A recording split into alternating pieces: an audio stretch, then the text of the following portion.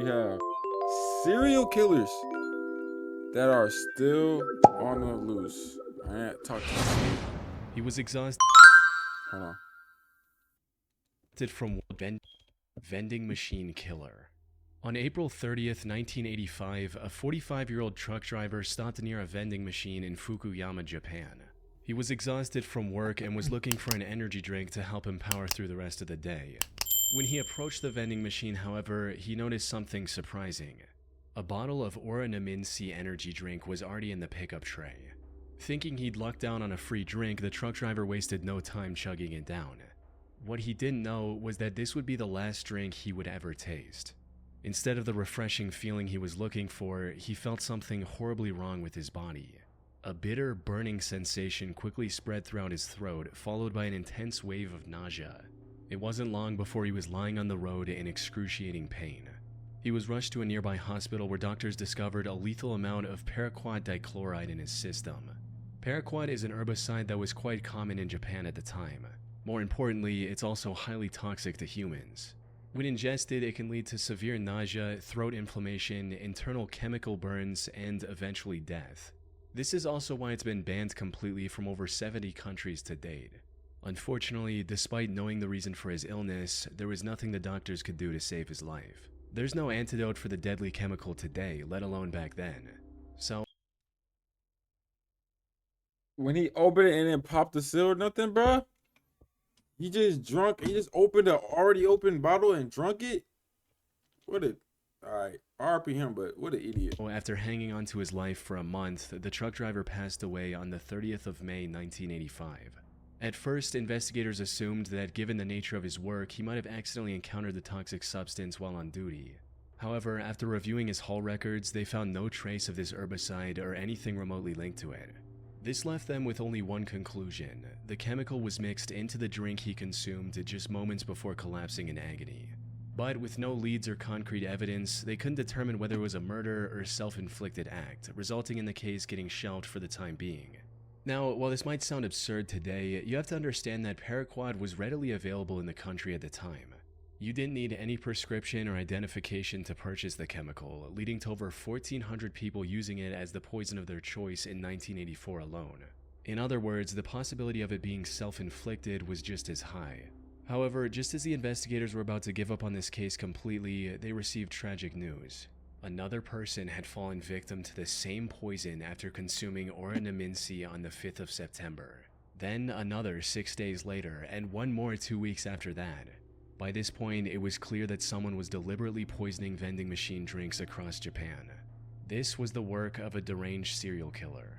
Unfortunately, this supposed killer was also extremely thorough. He didn't leave any fingerprint or DNA evidence on the drinks he tampered with, and only targeted vending machines with no CCTV cameras nearby.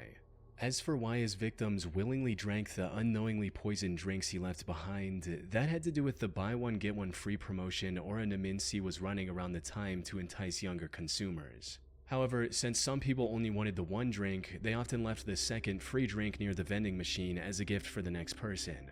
This was common enough that people didn't find the laced drinks suspicious and drank them without a second thought. Sadly, this method was terribly effective. By the Okay, I don't know that drink, but wouldn't that mean that this drink is been opened though? That they opened it? Like, it's every drink though, right? You can tell, oh, this been opened, right? end of the year, this mysterious vending machine killer had claimed the lives of 12 victims and had severely injured 35 more. But as I mentioned earlier, this killer was a master of hiding his tracks. He operated all across western and central Japan, as well as Tokyo. I bet.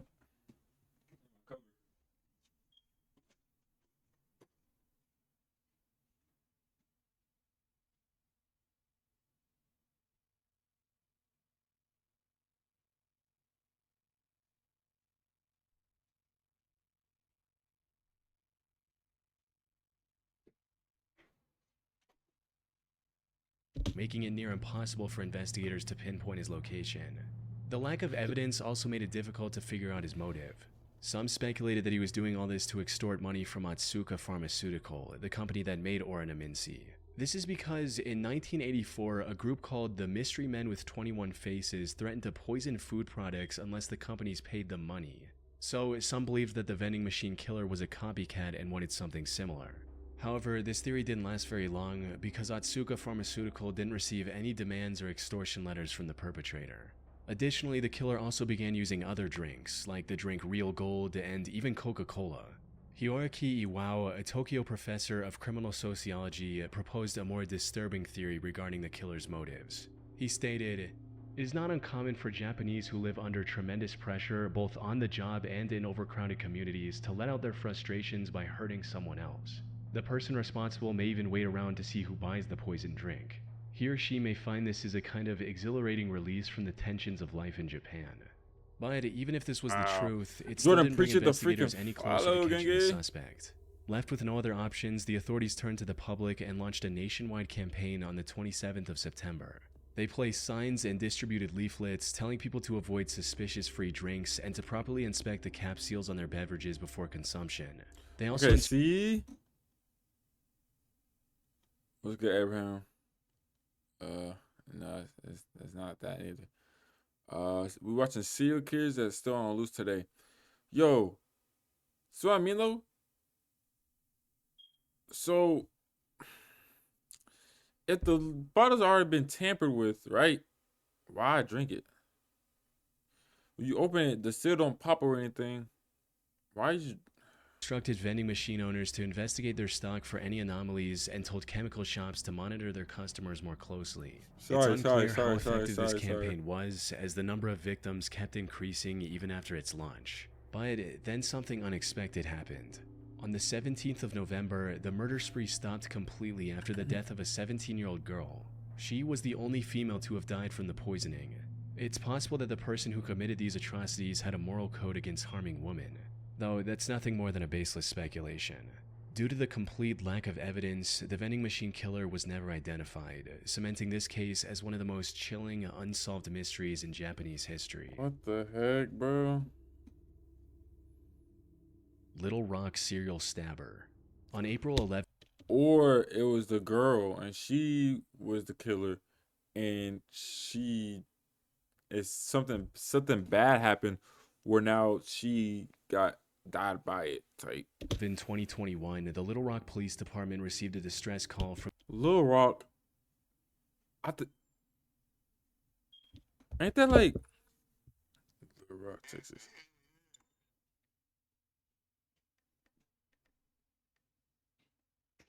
No, Arkansas. I've been there. from South Pulaski Street regarding a potential homicide.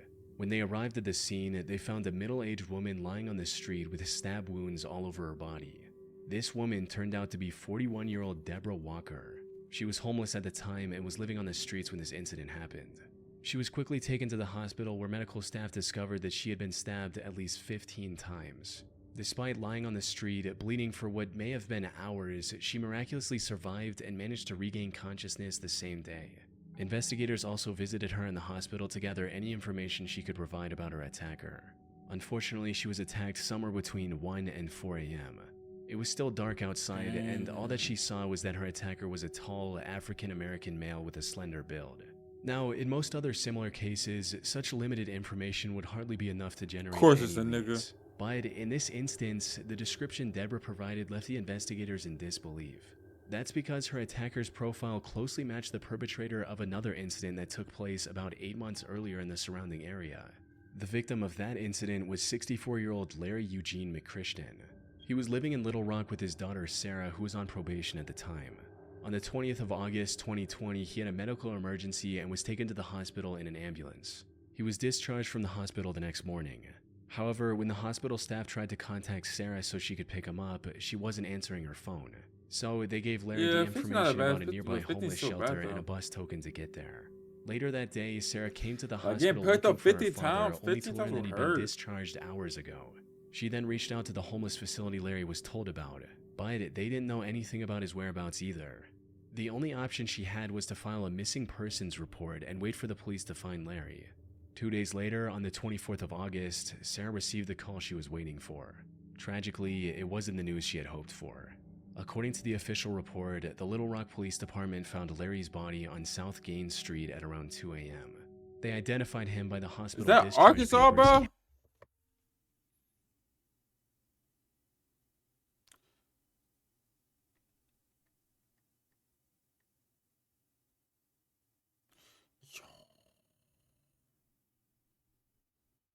This is South Gain Street. Yeah, it is. This is there in Arkansas, bro. I was there like a couple years ago. Count on him. More importantly, Not a he had couple, but multiple stab wounds on his body and was unfortunately already dead by the time the police arrived. His death was declared a homicide, and the investigators began looking for clues almost immediately. This proved quite impossible at first, since there were no witnesses and there wasn't anything that could be used as evidence at the crime scene. However, after inspecting the surrounding houses, they had a major breakthrough. The CCTV camera outside a nearby house had captured the suspect walking down the street when suddenly he spots Larry and begins walking towards him. After committing the crime, he tries leaving the area only to stop, go back, and stab Larry one last time before fleeing. As mentioned earlier, this man matched the profile Deborah gave to the police, leading investigators to believe she was attacked by the same person. While looking into older cases, they also connected the same killer to another murder that happened in the area on September 23, 2020. The victim of this incident was 62-year-old Jeff Welch, another homeless man who was... okay. So, one, he's going after older people and homeless people. living in an abandoned home. On the morning of that day, Jeff's friend found him on the porch of his house with a stab wound on his neck. By this point, the investigators knew they were dealing with a deranged serial killer. However, just as they uncovered the connection between the three attacks, another tragedy unfolded. On April 12, 2023, a day after the attack on Deborah Walker, another one of his victims was found on the Wright Avenue overpass. The only thing in common with these four attacks was that they all involved homeless individuals, and they all happened between 1 and 4 a.m. There seemed to be no clear pattern on how the perpetrator... Okay. Why, though? Yeah, I mean, why? If he's a person where he just want to kill, I can see why. It's not right, but I can see why. There wouldn't be a lot of things behind him doing it, as in there's not a lot of stuff to be like, oh my God, bro. The connections. There's not a lot of connections to a homeless person. You get what I'm saying? So it's not like, yo, what happened to da da da? What happened to what da da? What happened to blah blah person? Oh, what happened to your sister? Oh, what happened to da da? No one would know because you get what I mean? So it's like, dang. Yeah, he's just targeting homeless people. That's what I'm saying. But that's what I'm saying. Like, why is he just targeting homeless people? Is there a reason for that? Or is he just trying to kill just to have, he's fucking kill hungry, I guess, or bloodlust, or whatever people are saying, anime and stuff, which is still bad at the end of the day. That's like, you're taking people's lives. You get what I'm saying? And to do that is like, and he's going after people. Basically, he's going after people where it's a hard time to trace him because, one, there's a high chance no one has connections to him. Two, the family members and anyone, they don't have connection to the homeless person because, you know what I mean? So it's freaking bad. And he's doing it at times where it's like dark out. The camera can barely see. It's not, you know what I mean? No one's around at the time. No one's up. No one can see. You know what I mean? So Trader selected his targets. This left the Little Rock community terrified to leave their homes, fearing they might become the next victim of the serial killer on the loose. After realizing the potential danger of the situation, LRPD began spreading awareness about the man who is now being referred to as the Little Rock Slasher. They also turned to the public to ask for any information they could provide on the matter, and even announced a 20,000. This video is called "Serial Killers That Are Still on the Loose Today," and this was posted 6 months ago. You think he's still out there? I'll catch him. $20,000 reward. Band. We also need your help. If you have seen anything suspicious or have surveillance cameras on your homes or businesses in this area, please contact us at 501.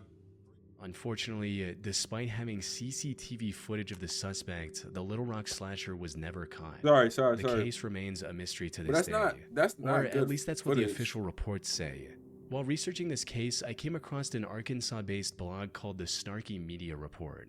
The authors of this blog did their own investigation into the slasher case. and what they found was shocking to say the least. Put simply, they claim to have found the true identity of the killer after talking to multiple locals and Deborah, who, according to their blog, already knew the identity of her attacker. They also uncovered many details about this supposed killer, including his criminal record, which reveals that he has already served 2 prison terms in Arkansas for felony convictions of domestic violence. Also, his history with drug abuse and how it made him very agitated and violent. The authors of this blog also claim to have contacted the alleged killer's previous landlord, who gave them this image of the perpetrator. Which begs the question, if they know so much about the slasher, including his legal name, why didn't they give this info to the police? That's where the case goes from creepy to bizarre, since, according to them, they've already given everything they had to the relevant authorities. Despite this, the Little Rock police didn't make any progression in catching the serial killer. Snarky Media also published a video of the Little Rock mayor and police chief refusing to answer questions about the case. This seems to hint at something incredibly shady going on behind the scenes. That said, there's no way for me to confirm if the authors of the Snarky Media blog are telling the truth. For all we know, their whole investigation is made up, and this is just some random guy who has nothing to do with the 4 attacks, and it's all a ploy to make the Little Rock Police Department look bad. Most of the information they've gathered seems to check out with what's released publicly by the authorities. The only discrepancy in their investigation is the age of the suspect. Officials believe the slasher to be young, possibly in his 20s, but the authors of this blog state that the person they found was 46 years old. Unfortunately, this is where the leads end. Whether Snarky Media is telling the truth or not remains uncertain.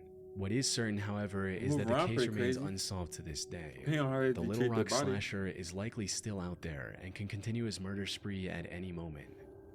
I want to say comments. Maybe the comments can like, nah, bro, he locked up. Thanks to Trade Coffee for sponsoring this video.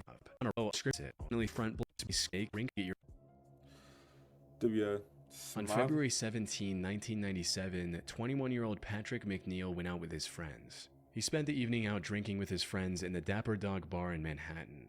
During this time, he likely drank more than he could handle, resulting in him throwing up in the bar's bathroom before leaving in a highly unstable and disoriented state.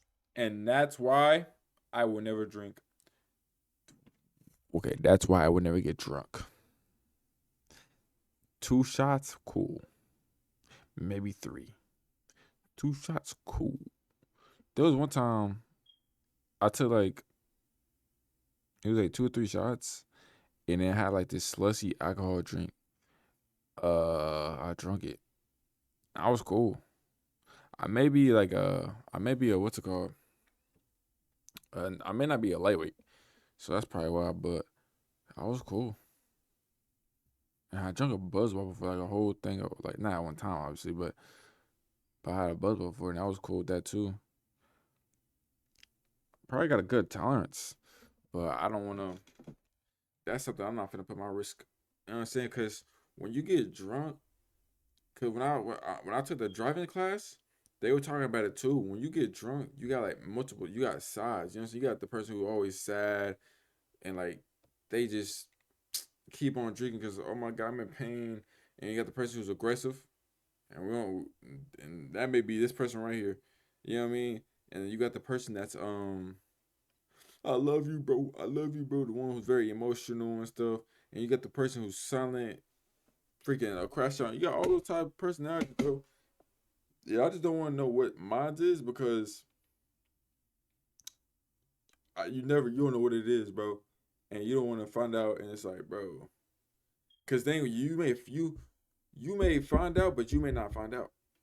It may happen to you, but you're like, what happened though? You're not even gonna know. And that's one thing I hate. You're like, bro, what? I did that? Yes, bro. No, bro. So I don't even want to try that, bro. I don't even want to go there. Patrick was then seen turning left onto 90th Street, heading in the direction of the East River. This was the last time anyone would see Patrick alive. Following this night out, Patrick vanished into thin air. Despite extensive efforts, authorities found no leads or clues to his whereabouts. That is until April 7, 1997, when Patrick's lifeless body was found in the East River 50 days after his disappearance. Duty Sergeant of the NYPD's Special Investigation Division, Kevin Gannon, was called to the scene to assist with the body's recovery and examination. Kevin had been a seasoned detective for years, and by this point, there was little that could surprise him. However, the circumstances surrounding Patrick's death disturbed him to his core. The more he looked into it, the more strange the situation became. For instance, Kevin noted that Patrick's body wasn't decomposed enough to have been floating in the river for a week, let alone the past 50 days. He also found burn marks on Patrick's body, hinting at the possibility of him being restrained prior to his death. Kevin knew that something wasn't right. Unfortunately, due to the complete lack of evidence pointing to the contrary, Patrick's death was ruled as an accident. Kevin kept thinking over this feeling for the next year before coming across a case that reinforced his suspicions even further. On February 13, 1998, another body was found in the same stretch of water. This body was later identified as 22-year-old Lawrence R. Andrews, who had gone missing on New Year's Eve after celebrating the event with his friends in Times Square. After getting on the case, it didn't take long for Kevin to notice eerie similarities between the two cases, as both bodies were found within yards of each other. Both of them were also young Caucasian males and were on track to have successful careers. They both disappeared in one of the most crowded cities in the world without any trace as well. Most importantly, Kevin also found similar oddities in both cases, where the bodies were a lot less decomposed than they should have been, and there were burn marks indicating possible restraints before their death. Lawrence's case prompted Kevin to look for other similar cases across the US. He enlisted the help of fellow detective Anthony Duarte and a criminal justice professor, Dr. Lee Gilbertson. Together, they began investigating these cases, and soon a chilling pattern began to emerge. In total, they found 45 different instances of young men dying under shockingly similar circumstances as Patrick and Lawrence. Most of them went out for a night of drinking, became more intoxicated than usual, disappeared shortly after, and were later found dead in some body of water. Almost all of them were also Caucasian and on track to have a high-paying career like engineering after college. Most disturbingly, 45 however, though? they also found graffiti of smiley faces near the bodies of at least a dozen different victims. This led to the three investigators creating the smiley face murder theory. According to this theory, these 45 and possibly many other deaths from the 1990s to 2010s weren't accidents in the slightest. Instead, they were murders committed by a single deranged person or an organized group of serial killers. That's a whole... Ooh, maybe a person works in a bar. That's a good theory. That's a good theory. But 45 plus people? That's more than a decade too. Killers.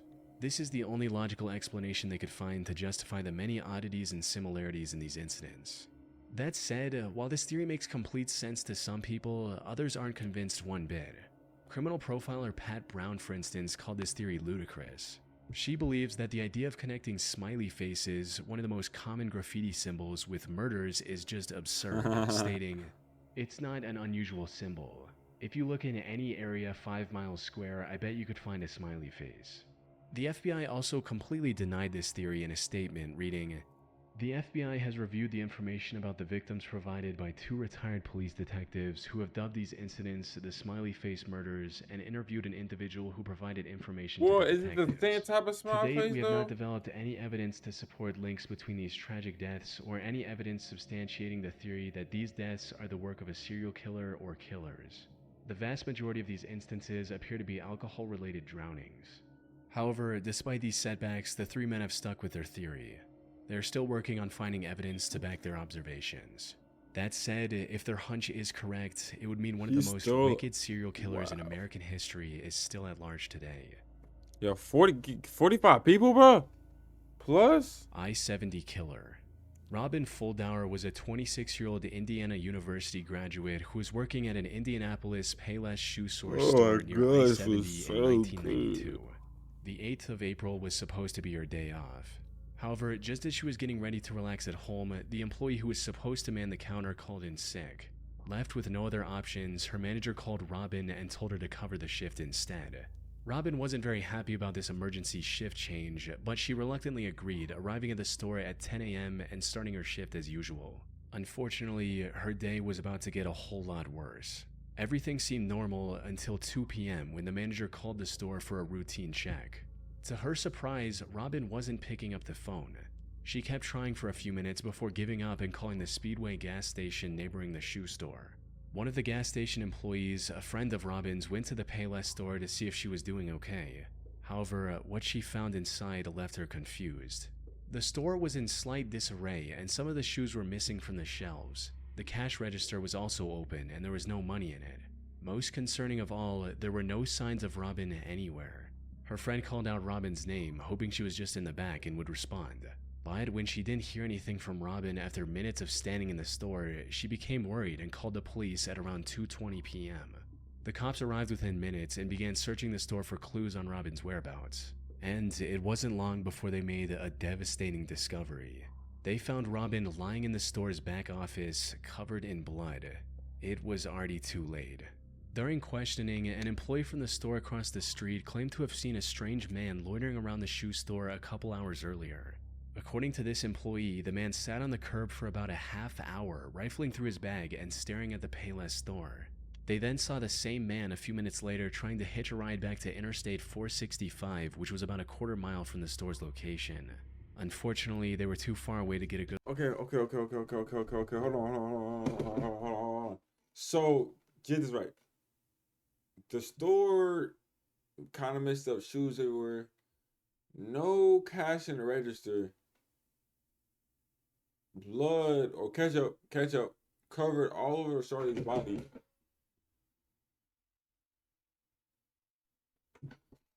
And not a single drop on the freaking, what's it called? On the store floor? Or any sign of anything? Look at the man's face. Given the money stolen from the register, and without any other leads, investigators filed this as nothing more than a robbery gone wrong. However, they couldn't have been more wrong.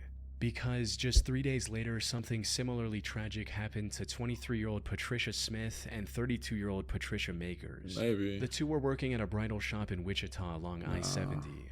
The incident happened a little past their usual closing time as they were waiting for a customer who had a pickup. When they saw a man approaching the store, they assumed that it was the customer. However, this man drew a gun on the two after entering the store, took them to the back, and executed both with shots to the back of their heads. As the killer was leaving the store, he crossed paths with the actual customer the girls were waiting for. Without hesitation, he aimed his gun at the man and ordered him to head to the back of the store. But the customer defied his command and ran, narrowly escaping with his life. He later helped the police draw a sketch of the killer. Unfortunately, the sketch didn't provide much of a breakthrough. By this point, the authorities were certain they were dealing with a serial killer, but despite their efforts, the killer's spree continued. By May 7th, he had taken 3 more victims in small, low-traffic stores along the I-70 highway. By the time investigators managed to compile a few more sketches, the I-70 killer stopped his quest and went into hiding. That is until 1993, when he claimed 3 more victims along I-35 in Texas. He tried to hide his identity by changing his weapon, but the investigators were quick to notice the similarities. One of his victims, Vicky Webb, also managed to miraculously survive after getting shot in the neck. If he were ever caught, Vicky's testimony would have been crucial in bringing him to justice. Though, the I-70 killer was never found, and the case went cold for nearly 3 decades. However, then, in 2021, investigators released CCTV footage of a murder that happened in 2001. The suspect in this footage looks strikingly similar to the I-70 killer's sketches, potentially giving authorities the lead they need to finally catch him. It's likely only a matter of time before he runs out of places to hide and is captured. But for now, he's still out there, evading police and leaving the case unresolved. We can only hope he doesn't take any more victims in the meantime. Oh my god, we gotta watch this one next.